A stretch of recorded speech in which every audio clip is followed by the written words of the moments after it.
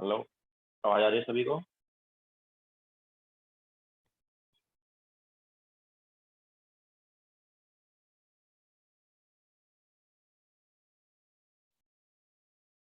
Okay, so good morning to all.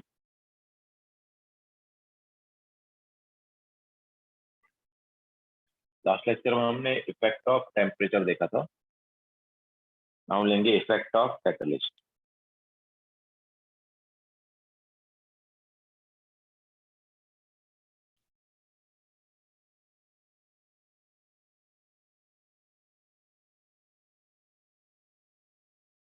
ठीक है, effect of catalyst on rate of reaction.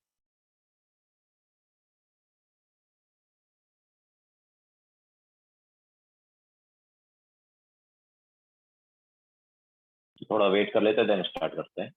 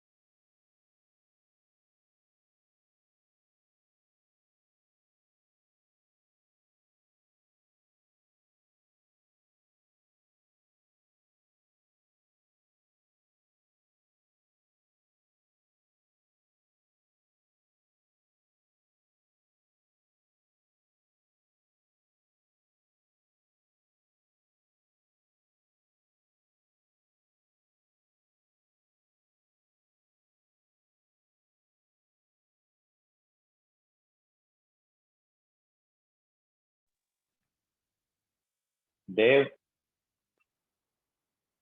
आज हम chapter complete करा देंगे।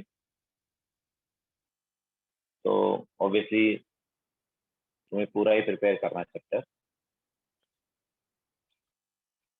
मोस्टली पूरा नहीं आएगा, बट तुम पूरा मान के चलो।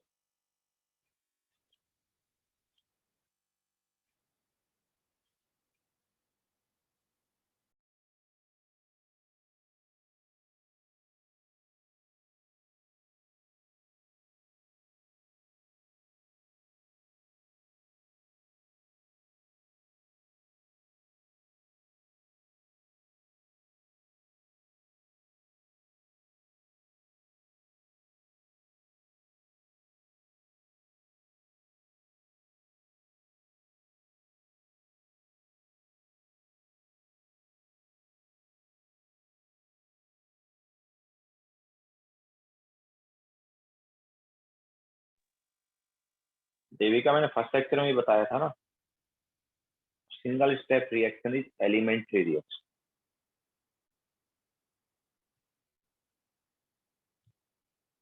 और एलिमेंट्री रिएक्शन के केस में molecularity and order same, means जो स्टोइचियोमेट्रिक कोएफिशिएंट है ना, उसे एक ऑर्डर लेता है।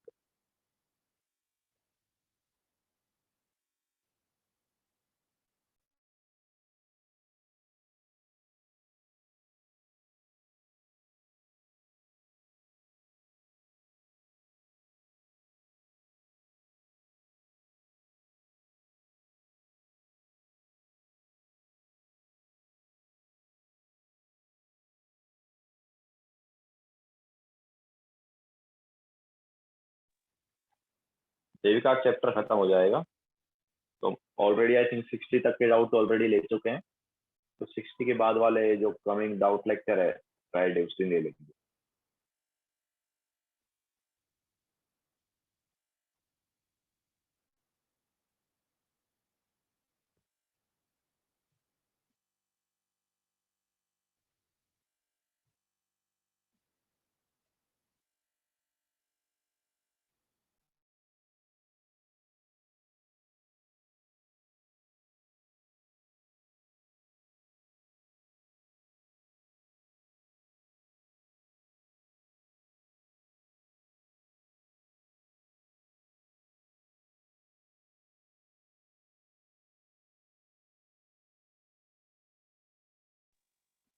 Rajdeep, all chapters are important.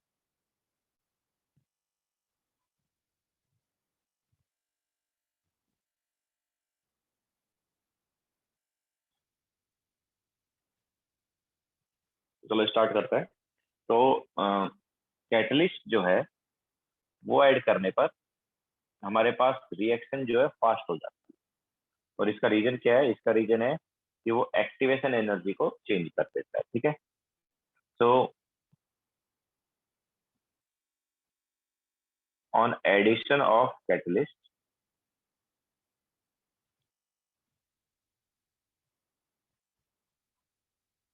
Activation energy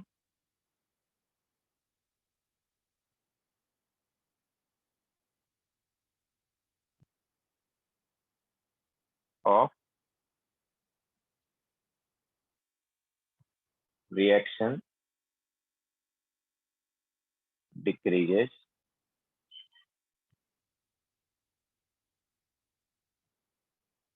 due to this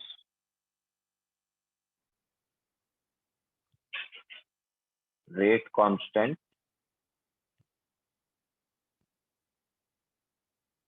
and rate of reaction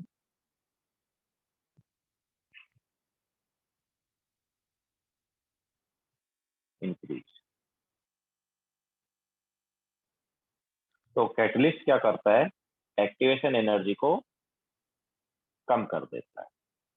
ठीक है, कैटलिस्ट एक्टिवेशन एनर्जी को कम कर देता है ना। अगर एक्टिवेशन एनर्जी कम हो गई तो जो रिएक्शन है उसकी रेट भी बढ़ेगी और रेट कांस्टेंट भी बढ़ेगा। ठीक है, देखो हमने लास्ट टाइम तुम्हें इक्वेशन बताई थी, अरेनियस इक्वेशन क्या था? k is equal to A into E raise to power minus E A by R T, यही था ना? हम इसको लिख सकते हैं A upon E raise to power E A upon R. ठीक है, नाउ हमने जब कैटलिस्ट ऐड किया तो क्या हो रहा है? एक्टिवेशन एनर्जी कम हो रही है ना। तो अगर एक्टिवेशन एनर्जी कम हो रही है, ई ए कम हो रहा है, means E A by R T भी कम हो रहा है। तो अगर E A by R T कम होगा तो E raise to power E A by R T भी क्या होगा? कम हो जाएगा।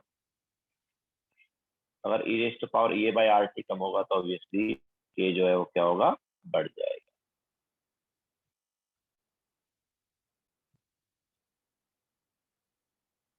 ओके, तो कैटलिस्ट ऐड करने पर रिएक्शन की रेट जो है इस टाइप से बढ़ जाती है। लिखो फिर आगे चलते हैं।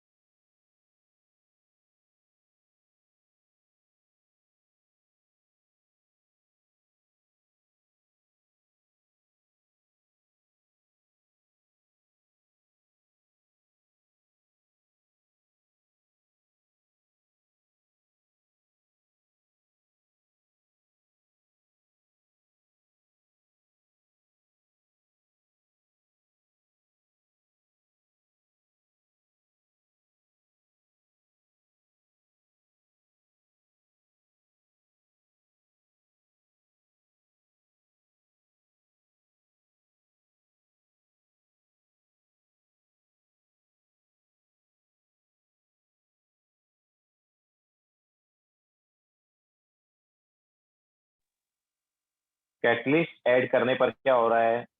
On addition of catalyst activation energy decreases. तो अगर एक्टिवेशन एनर्जी डिक्रीज हुआ है तो फिर बाद में क्या हो रहा है बताए ये।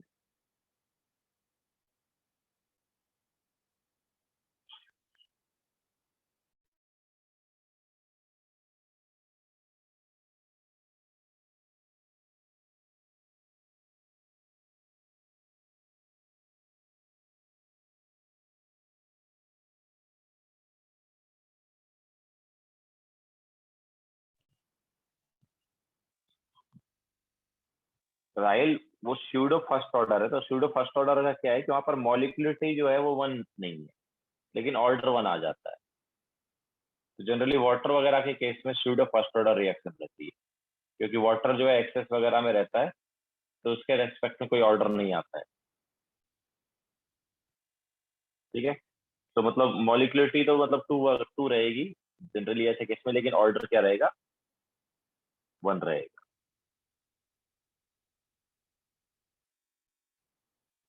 एक्सेस वाला जो केस है ना, उसमें ये चीज होती है एक्सेस में। जब कोई चीज एक्सेस में होती है तो हमने पहले ही बताया ना, तो ये चीज एक्सेस में उसको क्या ले सकते हैं, कांस्टेंट ले सकते हैं।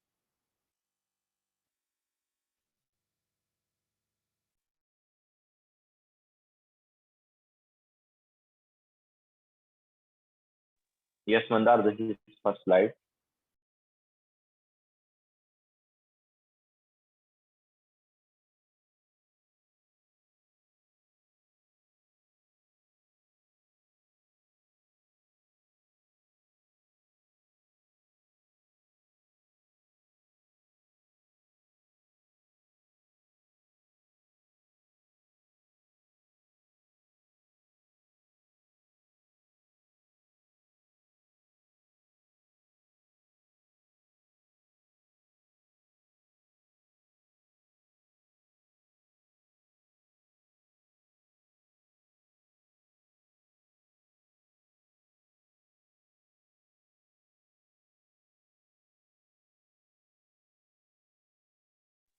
हो गया सबका?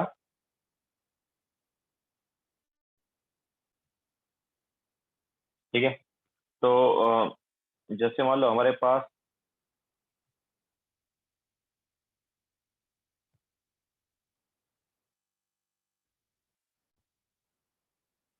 कोई रिएक्शन हो रही है,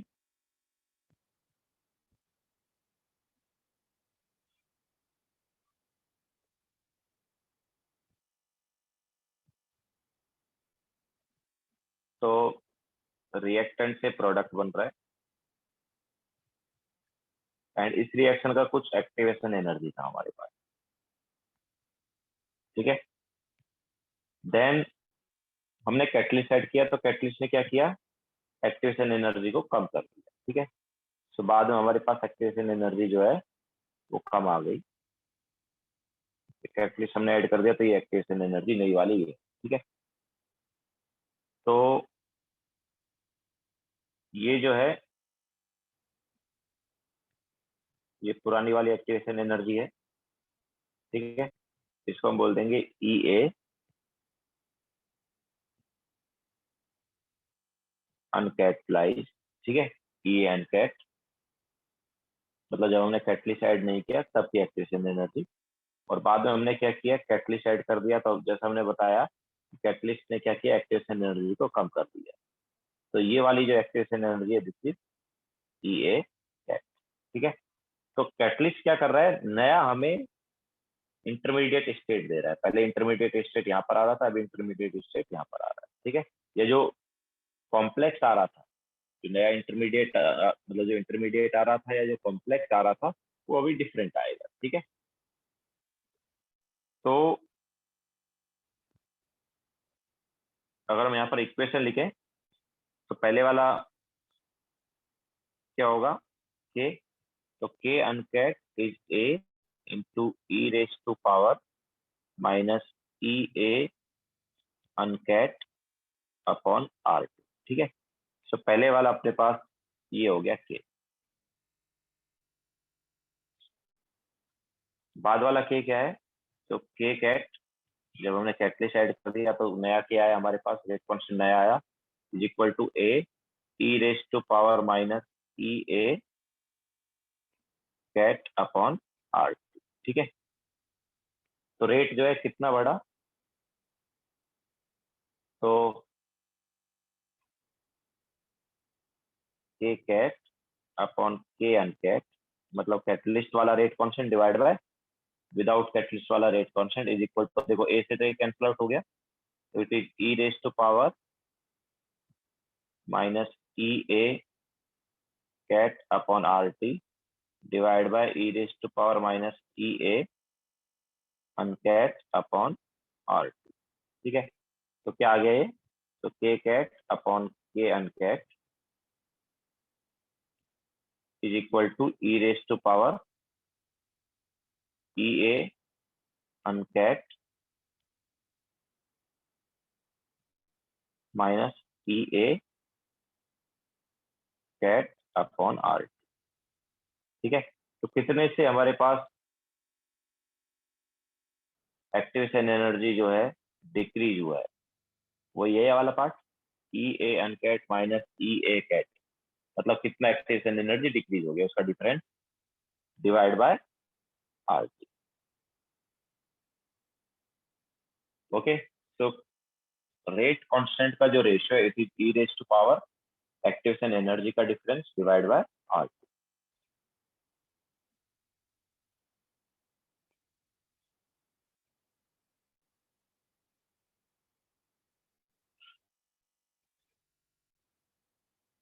तो इतने फैक्टर से हमारे पास रेट जो है बढ़ जाएगा रिएक्शन का जब हम कैटलिस्ट ऐड करें।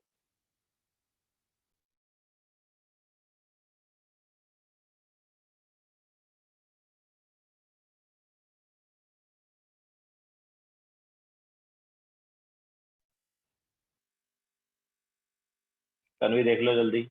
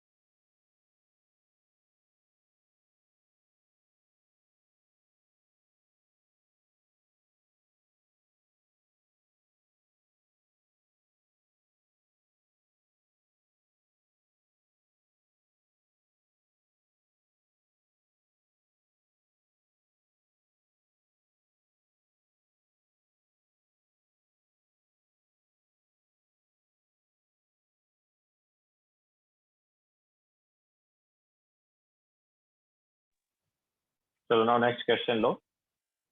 तो foundation builder objective question number 97। Foundation builder objective question number 97।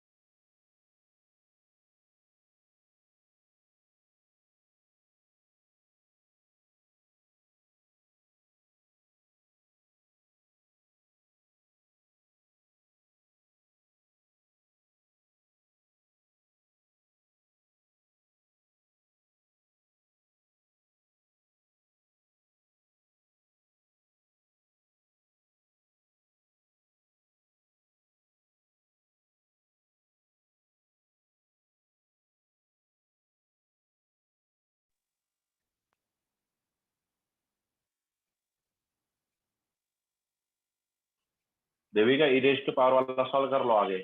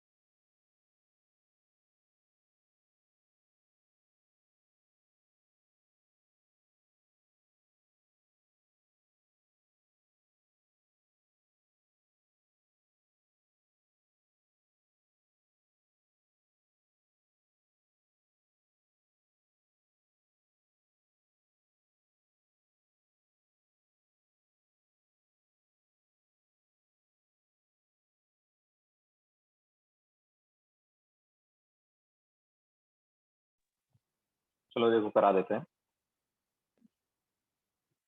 Yes Rajiv, correct है। तो in the presence of catalyst EA is lowered by 2 kilocalorie. ठीक है, सो K cat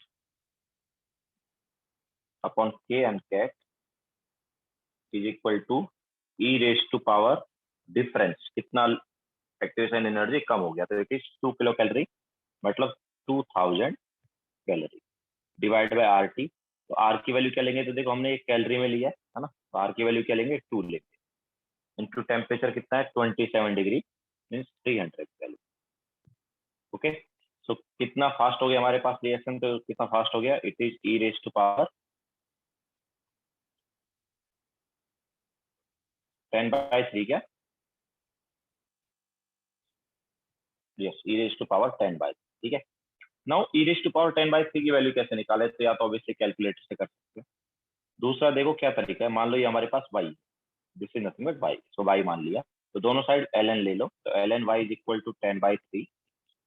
देन इसको 2.303 log y लिख सकते हैं, इज इक्वल टू 10/3। तो log y यहाँ से क्या आ गया, 10/2.3। ठीक है, अच्छा, इसको अगर हम डिवाइड करते 10/3 को, तो ये क्या आता, 3.33 आता ना।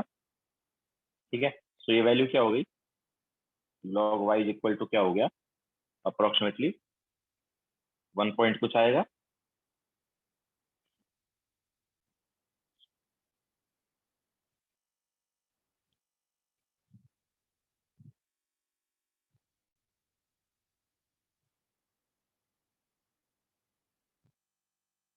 ठीक है, सो ये अप्रोक्सीमेटली 1.45 आ रहा है। सो लॉग की वैल्यू आ रही है 1.45 ना, 1.45 जो है किसका लॉग,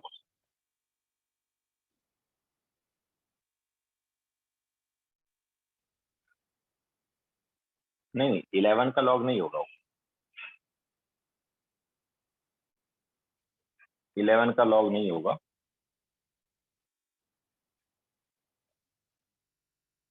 देखो इसको अप्रोक्सीमेटली हम लिख सकते हैं 1.48 लिख सकते हैं ना, अप्रोक्सीमेटली 1.48 अगर इसको ले लेते हैं, तो 1.48 is nothing but 1 plus 0.48। Okay, and 1 मतलब log 10 एंड 0.48 मतलब log 3, है कि नहीं।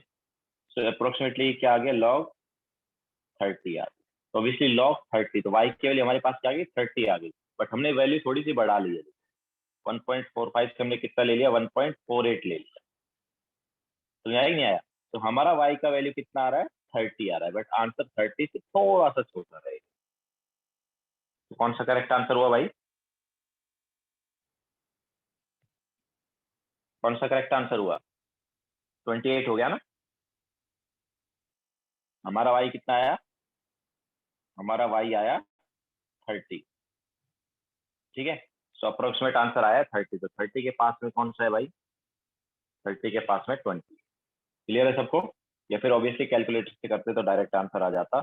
ई रेज टू पावर 10/3 का अगर तुम वैल्यू निकालते यूजिंग कैलकुलेटर, तो क्या आ जाता, 28 आ जाता। ठीक है, तो ये इस टाइप से एंटी लॉग तुम निकाल सकते हो, मतलब किसी भी वैल्यू को, जैसे हमारे पास यहाँ पर क्या है, log y is equal to 1.45 है, तो 1.45 का एंटी लॉग कैसे आएगा, तो इसको इन टर्म्स ऑफ लॉग लिखो, 1.45 को क्या लिखते हैं, इन टर्म्स ऑफ लॉग। तो हमें पता है कि इट इज 1, देखो 1 तो हमें पता लॉग 10 हो ही गया, तो 0.45 जो है इसको क्या लिख सकते हैं हम, अप्रोक्सीमेटली 0.48 ले लेते हैं, क्योंकि हमें पता है 0.48 जो होता है ये log 3 होता है। ठीक है, तो उससे थोड़ी सी छोटी वैल्यू इसलिए आ जाएगी बिकॉज हमने थोड़ा सा वैल्यू बढ़ा दी। ठीक है, तो अप्रोक्सीमेशन करने पर हमारे पास y कितना आ गया, 30 आ गया, answer should be less than 30, slightly less than 30।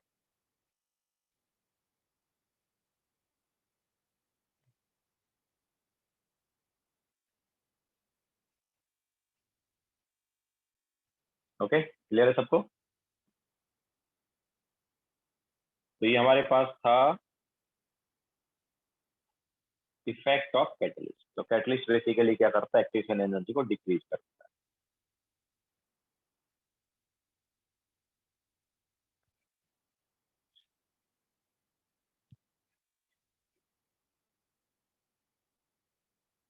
Yes Tanvi, because approximation time पे हमें थोड़ा सा वैल्यू बढ़ा दिया था, दैट्स वाई जो आंसर आएगा थोड़ा सा कम आएगा, मतलब 30 से थोड़ा छोटा आंसर आएगा, राइट। अभी भी थोड़ा सा बचा है चैप्टर। अभी क्या है हमारे पास, जैसे हमने फर्स्ट लेक्चर में बताया कि यार जो एलिमेंट्री रिएक्शन होती है उनके केस में तो हम रेट को क्या ले सकते हैं, सॉरी ऑर्डर को क्या ले सकते हैं, मॉलिक्यूलिटी ले सकते हैं, या मॉलिक्यूलिटी और ऑर्डर क्या होता है एलिमेंट्री रिएक्शन में सेम होता है। और एलिमेंट्री रिएक्शन मतलब सिंगल स्टेप रिएक्शन, ठीक है। तो सिंगल स्टेप रिएक्शन में हमारे पास ऑर्डर जो है वो क्या रहता है, मॉलिक्यूलिटी के इक्वली आता है। लेकिन अगर रिएक्शन मल्टी स्टेप है या कॉम्प्लेक्स रिएक्शन, तो उसके केस में हमारे पास जो ऑर्डर है वो डिफरेंट होता है, ठीक है। नेक्स्ट हम वही लेंगे, तो नेक्स्ट हेडिंग डालो, mechanism of reaction.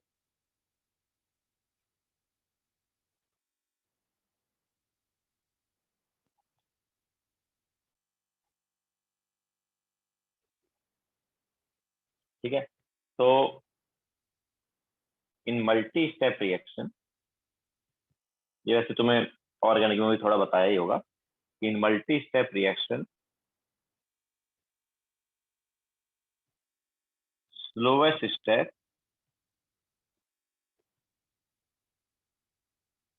Is rate determining. बताया नहीं बताया?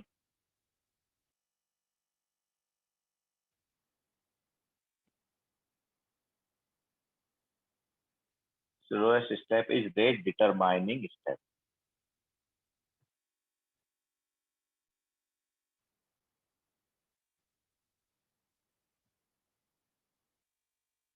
जिसे हम RDS भी बोल सकते हैं, ठीक है, रेट डिटरमाइनिंग स्टेप। तो जो स्लोएस्ट स्टेप है वो रेट डिटरमाइनिंग स्टेप है, और हम उसी स्टेप का रेट लॉ लिखेंगे, ठीक है। तो rate law is written for that step on.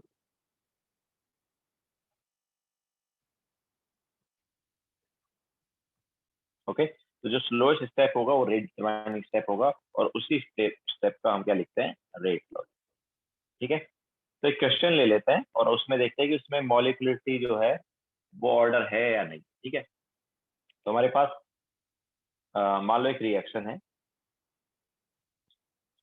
A2 plus B2 gives twice AB। तो ये 2-3 स्टेप में हो रहा है। स्टेप 1 जो है हमारे पास है A2 gives twice A, and ये स्लो स्टेप, ठीक है। स्टेप 2 जो है ये है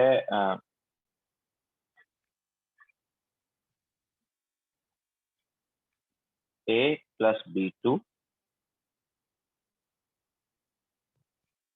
ठीक है। स्टेप 2 हमें दे दिया A प्लस B2, और यहाँ से बना दिया हमने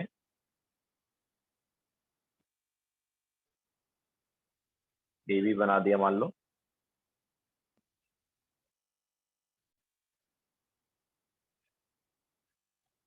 नहीं, A प्लस B2, हाँ A प्लस B2 है, तो यहाँ से हमने क्या बना देंगे, A भी बना देंगे और B बना देंगे, है ना, ठीक है। सो ये वाला जो है ये फास्ट स्टेप। चलो इसको, या फिर ऐसा कर देते हैं, वो तुम्हें दिया जाएगा कि कौन सा स्लो और कौन सा फास्ट, ठीक है। अ, ये फर्स्ट देखो, एक इनमें से क्या है, एक रिवर्सिबल वाला भी तुम्हें दिया जाएगा, वैसा देंगे तो एक रिवर्सिबल वाला देंगे। तो मैं बोल देता हूँ ये फास्ट है मान लो, एंड ये स्लो, ठीक है। तो अभी देखो क्या आया, एक ए यूज हो गया, एक ए अभी भी बचा है। तो स्टेप 3 जो है वो है अपने पास A प्लस B2 यूज हो गया है, A plus B use A, ठीक है। हाँ, तो अभी ये भी फास्ट है। तो अब देखो तीनों रिएक्शन को ऐड करोगे तो ये रिएक्शन तुम्हें मिल जाएगी, ठीक है। तो ये हमारे पास 3 स्टेप में ये रिएक्शन होती है। उनमें से 2 फास्ट स्टेप, एक स्लो स्टेप है, ठीक है। और एक जो फास्ट स्टेप है उसमें एक देखना तुम्हें रिवर्सिबल रिएक्शन दिया जाएगा, ठीक है। तो ये क्वेश्चन है, अब इसको कैसे हम सॉल्व करेंगे या इसका ऑर्डर कैसे देखेंगे हम बताते हैं। पहले लिखो ये,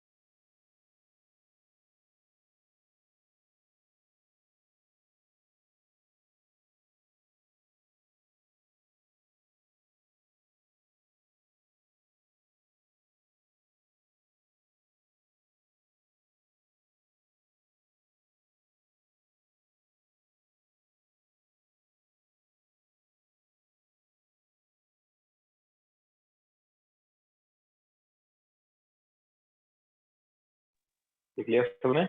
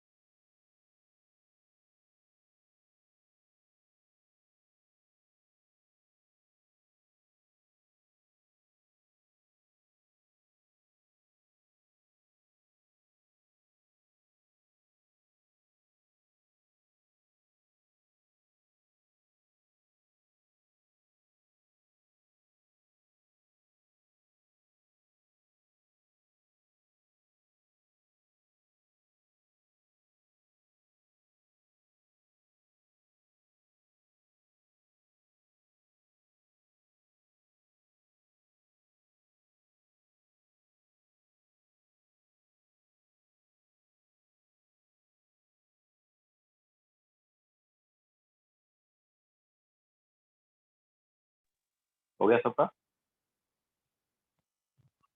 तो देखो अभी इसका हम ऑर्डर कैसे निकालेंगे। तो जैसे मैंने बताया कि जो स्लोएस्ट स्टेप है वो रेट डिटरमाइनिंग स्टेप है। तो स्लोएस्ट स्टेप यहाँ पर कौन सा आया, सेकंड स्टेप है ना। तो क्या हो जाएगा रेट, तो rate is equal to rate constant. अच्छा देखो, अब ऑब्वियसली इंडिविजुअल स्टेप्स जब देखेंगे वो तो सिंगल स्टेप ही है ना, this is single step, this is single step, this is single step, ठीक है। तो सिंगल स्टेप ही है। तो उनका जो स्टोइशियोमेट्रिक कोएफिशिएंट है उनको हम क्या ले सकते हैं, ऑब्वियसली ऑर्डर ले सकते हैं, है ना। तो ये स्लो स्टेप है, अगर हमें इसका रेट लो लिखना है तो एक इसका स्टोइशियोमेट्रिक कोएफिशिएंट 1, इसका स्टोइशियोमेट्रिक कोएफिशिएंट 1, मतलब दोनों के रेस्पेक्ट में क्या एक तरह से फर्स्ट ऑर्डर है, ठीक है। So rate is equal to K into A and into B.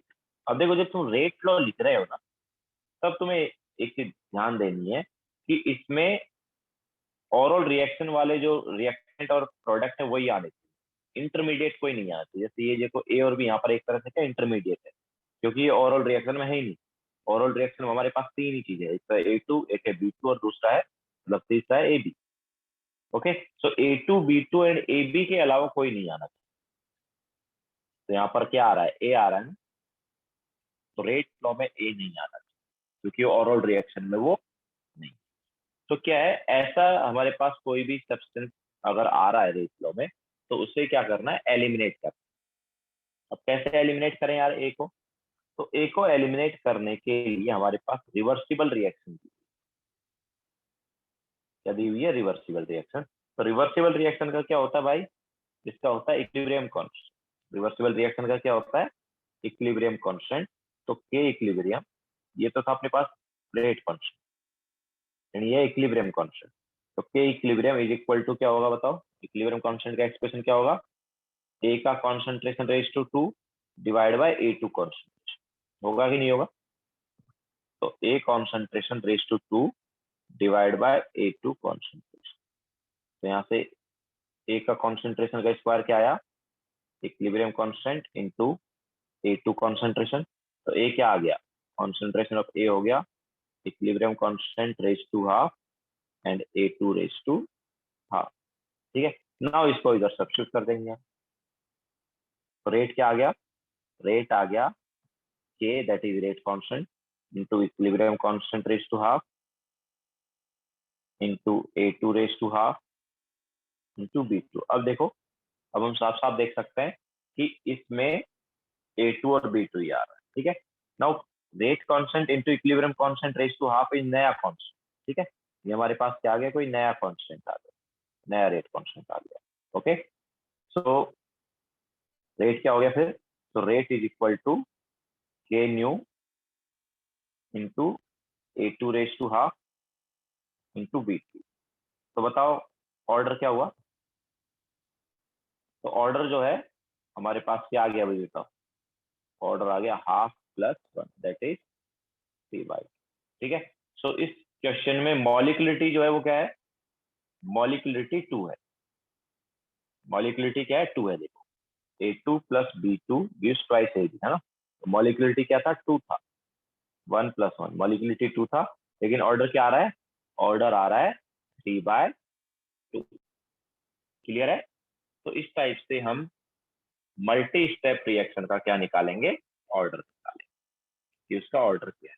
ठीक है, तो वहां पर तुम्हें कोई स्लोएस्ट स्टेप दिया होगा, उस स्लोएस्ट स्टेप का क्या करना है, रेट लॉ लिखना है। तो उसका रेट लॉ जब लिखेंगे तो ऑब्वियसली जो स्टोइशियोमेट्रिक ऑप्शन है उनको ही पावर में ले लेंगे। तो उनको जब पावर में लेंगे तो देखो कि उस रेट लॉ में कोई इंटरमीडिएट तो नहीं आ रहा है। अगर वो इंटरमीडिएट आ रहा है तो उससे क्या करेंगे, एलिमिनेट करेंगे। एलिमिनेट करने के लिए जनरली तुम्हें एक रिवर्सिबल रिएक्शन दिया होगा। ओके, तो उसके थ्रू एलिमिनेट कर दोगे, देन ओवरऑल रेट लॉ आ जाएगा। क्लियर है सभी को।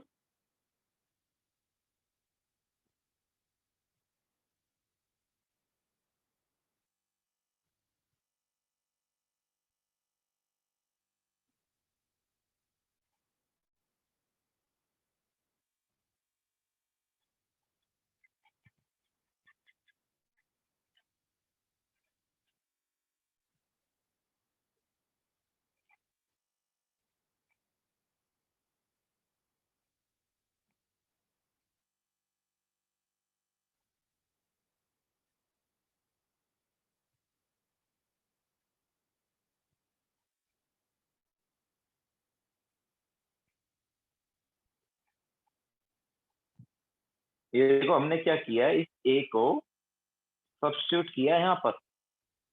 ठीक है, तो इसको जब यहाँ पर सब्स्टिट्यूट किया तो क्या आ गया, हमारे पास ऑलरेडी क्या था, ऑलरेडी हमारे पास ये था और ये था, और बाकी पार्ट को सब्स्टिट्यूट कर दिया। तो रेट कांस्टेंट इनटू के इक्विलिब्रियम रेज टू हाफ एक नया कांस्टेंट हो गया। सर वाई वी एलिमिनेटेड ए, यार क्योंकि ओवरऑल रिएक्शन में ए नहीं है ना भाई, हमारे पास ओवरऑल रिएक्शन तो ये है ना, इसमें ए कहाँ है, इसमें तो A2 B2 और ए बी है।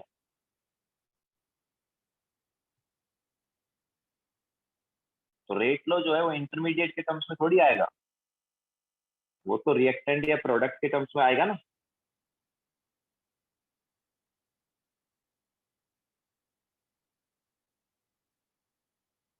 ओके, सो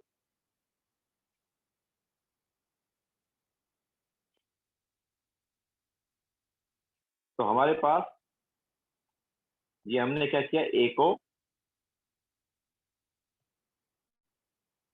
सब्स्टिट्यूट किया,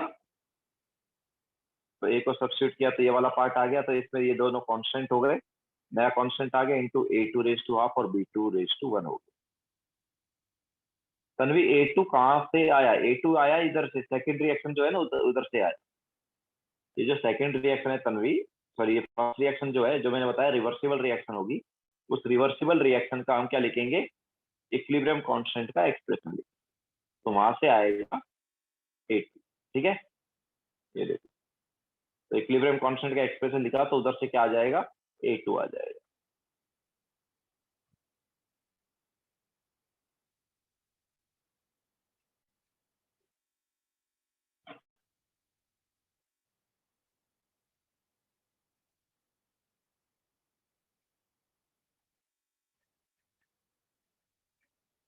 ठीक है, तो हमारे पास जो रेट लॉ है उसमें अगर कोई इंटरमीडिएट आ रहा है तो उसे क्या करना है, एलिमिनेट करना है। हमारे पास रेट लॉ में जो ओरल रिएक्शन के रिएक्टेंट और प्रोडक्ट है वही आने चाहिए, उनके अलावा कोई नहीं आना चाहिए। ठीक है, तो चलो एक क्वेश्चन ले लेते हैं, चैप्टर हमारा वैसे कंप्लीट हो गया है।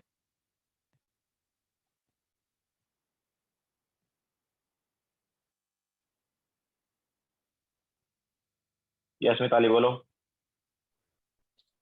सर सर सिर्फ ये प्लीज लास्ट टाइम समझाओ कि वो ऊपर वाला रेट है ना, रेट इज इक्वल टू के इनटू कंसंट्रेशन ऑफ एयर और कंसंट्रेशन ऑफ B2, वो कौन सी इक्वेशंस आया है लास्ट टाइम बता सकते हो प्लीज? वो स्लोएस्ट स्टेप बोला ना मैंने, देखो ये लिखवाया था ना कि इन multi step reaction slowest step is rate determining step. ठीक है, and rate law is written for that step on. तो देखो तीनों में हमने लिखा है फास्ट स्लो फास्ट, तो स्लोएस्ट स्टेप कौन सा हुआ, सेकंड वाला। ठीक है, ये स्लोएस्ट स्टेप हो गया, और इसी का हम रेट लॉ लिखेंगे। तो इसका जब रेट लॉ लिखेंगे तो देखो ये इंडिविजुअल स्टेप्स जो है ये तो क्या है, एलिमेंट्री है ना, सिंगल स्टेप ही है ये अब आगे फर्दर डिवाइड होने रहे अलग स्टेप में। तो इनका जो स्टोइशियोमेट्रिक कोएफिशिएंट है उसी को ऑर्डर लिया जा सकता है, हम बोल सकते हैं पावर में लिखा। ठीक है, तो स्लोएस्ट स्टेप का हमने रेट लॉ लिखा है, और जब रेट लॉ लिखा है तो के इंटू इसकी पावर 1 एंड इसकी पावर 1। समझाया? ठीक है, तो जो स्लोएस्ट स्टेप का रेट लॉ आया है उस रेट लॉ में हमें जो इंटरमीडिएट है उन्हें एलिमिनेट करना है। यहाँ पर इंटरमीडिएट ए आ गया जो ओरल रिएक्शन में नहीं है, तो उसके बाद में हमने क्या किया, इंटरमीडिएट सॉरी एलिमिनेट किया है, और एलिमिनेट करने के लिए एक रिवर्सिबल रिएक्शन तुम्हें दी हो।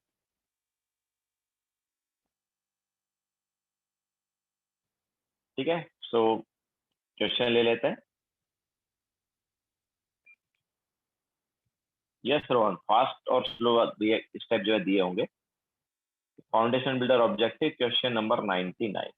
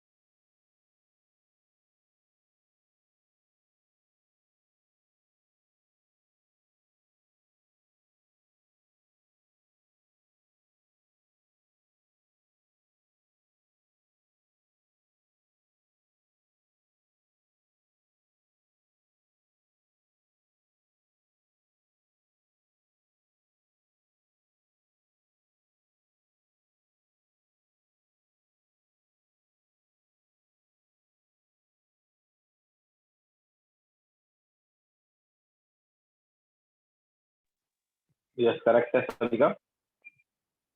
रोहन, रिया, निसर्ग, साक्षी, चारों का करेक्ट है।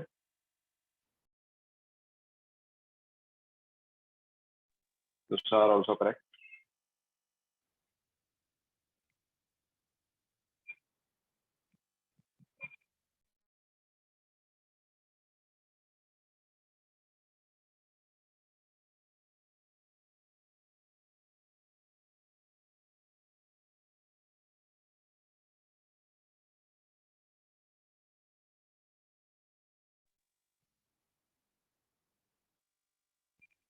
यस देविका करेक्ट है।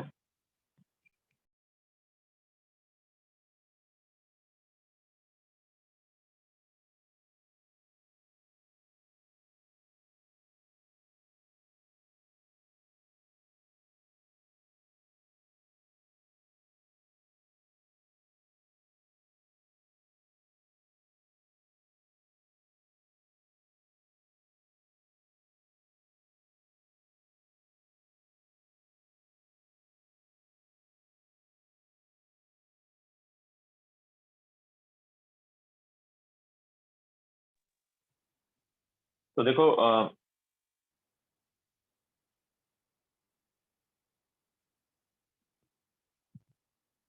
यस मिताली करेक्ट है। तो हमें रिएक्शन दिया है twice O2 gives 3O2, sorry twice O3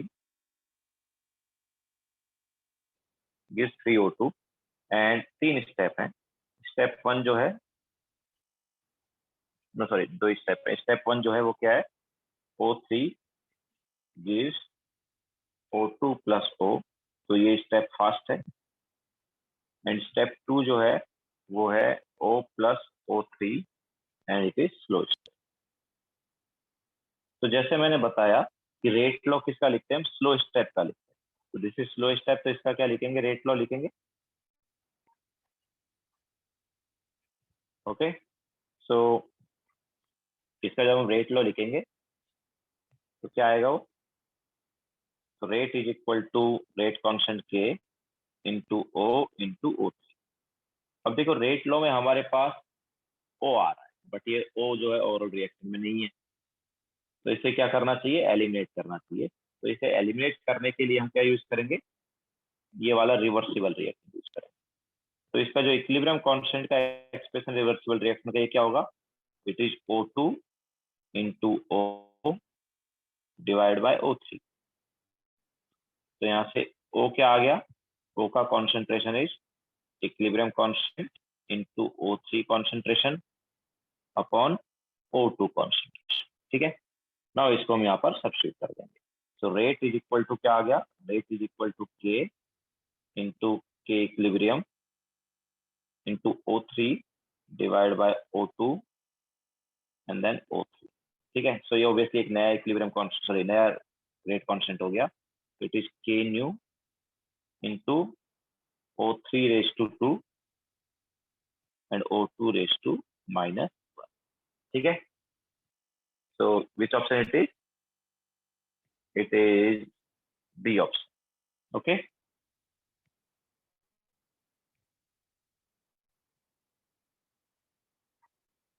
तो इस टाइप से हम मैकेनिज्म ऑफ रिएक्शन वाला पार्ट करेंगे, जिससे हम मल्टी स्टेप रिएक्शन का क्या देखेंगे, ऑर्डर देखेंगे। ठीक है, तो हमारे पास जब मल्टी स्टेप रिएक्शन होगी तो ऑब्वियसली हमें पता है कि जो स्टोइकियोमेट्रिक कोएफिशिएंट है या जो मॉलिक्यूलिटी है वो ऑर्डर ऑफ रिएक्शन नहीं होगा जनरल। ठीक है, तो ऑर्डर ऑफ रिएक्शन क्या होगा वो हमने बताया है।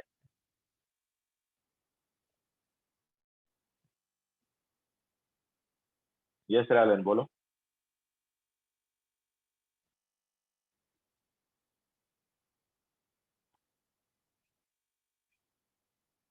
बोलो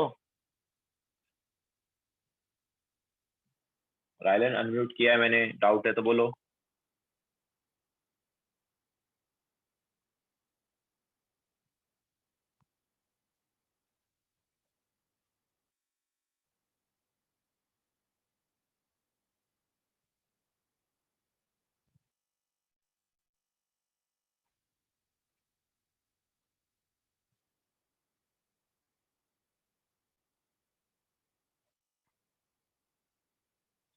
Tanvi, this is O2 concentration, this is O concentration divided by O3 concentration.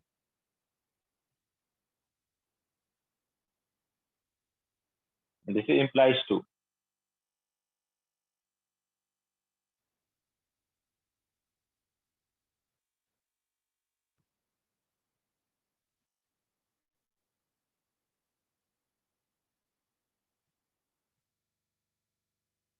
Yes Rajdeep, जो हमारे पास ओरल रिएक्शन में नहीं है, ऐसे सब्सटेंस को हमें क्या करना है, एलिमिनेट करना है.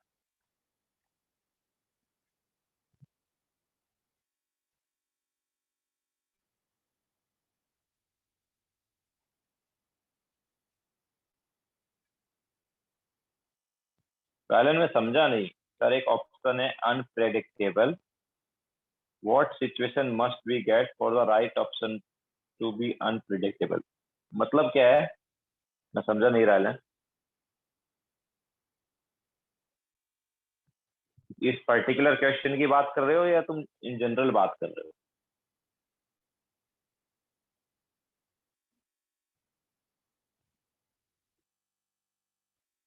देखो जनरली क्या है कि अगर क्वेश्चन टाइम कंज्यूमिंग है ना बहुत ज्यादा, तो तुम अपना टाइम वेस्ट कर सकते हो, तो ऐसे क्वेश्चन को छोड़ देना चाहिए.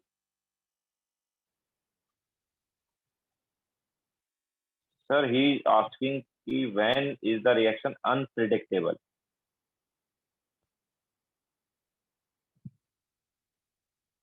मतलब still I am not getting. Reaction unpredictable मतलब क्या? Order of reaction.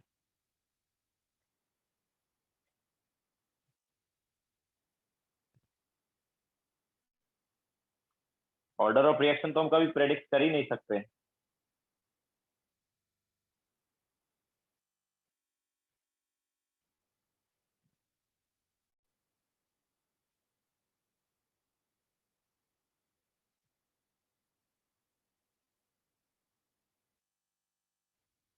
Okay okay okay, D D option की बात करें. सॉरी सर, डी उसमें बोल रहा है कि ऑप्शन डी क्या है, अनप्रिडिक्टेबल. मतलब कि तुम इसमें बता नहीं सकते हो. वो ये बोल रहा है कि you can not predict the order of this reaction, या you can not right the rate law expression. ठीक है, बट ऐसा तो नहीं है. We can write the rate law expression. ठीक है, सो ऑब्वियसली डी ऑप्शन का कोई मीनिंग नहीं है यहाँ पर. अगर हमें slow step and fast step दिए हुए हैं, तो we can write the rate law expression.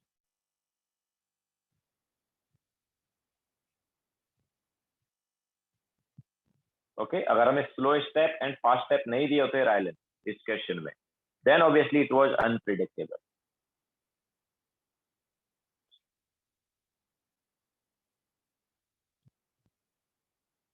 ठीक है, तो whenever slow and fast step दिए हैं, we can get the rate law, and obviously using rate law we can determine the order of reaction. Okay, तो अगर हमें